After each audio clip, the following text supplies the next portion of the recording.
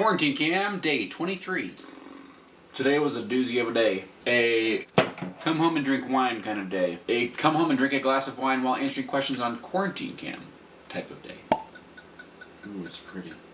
Thanks to you guys, this evening is going to consist of sitting here, drinking wine, and answering some questions. I know the suspense is killing you. Let's get started. First question from Leo10. Hi, @WJacobitz. Can I text myself an emoji? So I don't know how to describe this face emoji, so I texted it to my own phone with Anna's phone, and now I'm going to have Siri read me the text message, and she'll give a description of the emoji. Read my unread message. Anna Strand sent a smiley emoji. Well, that's Would you lame. like to reply?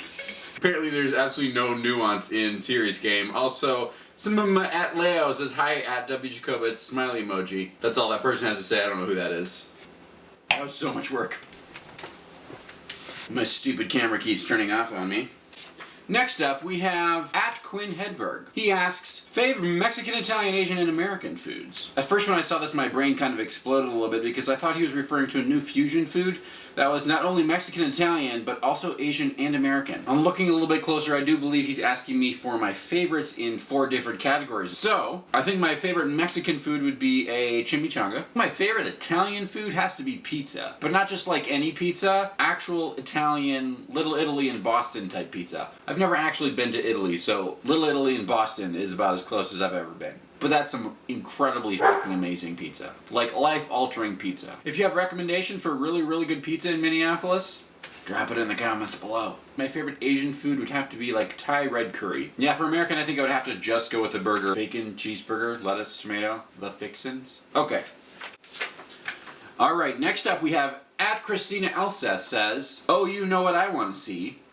Not exactly sure how to take this. Feels like perhaps this is not an appropriate topic for Quarantine Cam. I kid, this is my aunt. To be honest, @Christina Elseth, I'm not entirely sure what it is that you're wanting to see and or hear. However, if I were to hazard a guess, I think that the answer would be, yes, I do intend to come out to Oshuga, Washington before too long. I actually had been planning to come out there this spring, and maybe even summit Mount Hood, and all of those things are kind of up in the air due to a fucking pandemic that's happening right now. And as soon as things clear up, I would love to make plans to head out that westerly direction. If it was a different question that you were asking, or something else that you were wanting to see, please feel free to DM me again, and I will happily clarify on Quarantine Cam.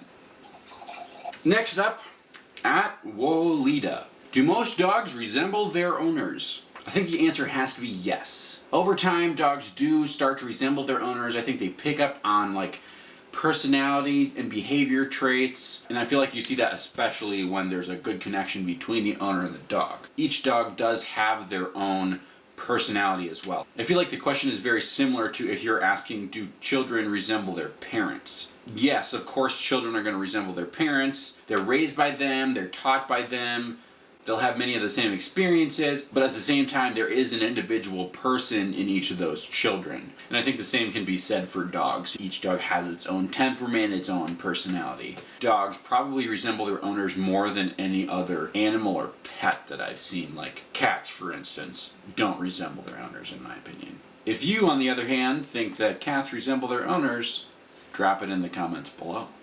For the sake of time and not finishing the whole bottle of wine tonight, I think that's all the questions we're going to get to for now. A few more questions that we'll get to on Quarantine Cam in the very near future include questions about what I've been eating, what shows I'm watching, and what a 12-hour ER shift looks like in a COVID-19 pandemic. Stay tuned for more.